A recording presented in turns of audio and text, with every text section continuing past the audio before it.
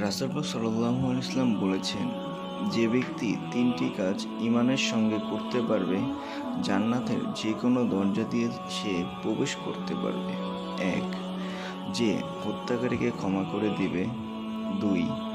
যে গোপন ঋণ পরিশোধ করবে। ৩. যে প্রত্যেক ফরজ নামাজের পর ১০ বার সূরা ইখলাস পাঠ করবে। তাফসিরে কাসির। الرحمن الرحيم قل هو الله أحد الله الصمد لم يلد ولم يولد ولم يكن له كفوا أحد। রাসূল পাক সাল্লাল্লাহু আলাইহি ওয়াসাল্লাম বলেন, যে ব্যক্তি সকাল সন্ধ্যায় সূরা ইখলাস, ফালাক ও নাস পাঠ করে তা তাকে বালা মুসিবত থেকে বাঁচিয়ে রাখার জন্য যথেষ্ট হয়। ইবনে কাসির।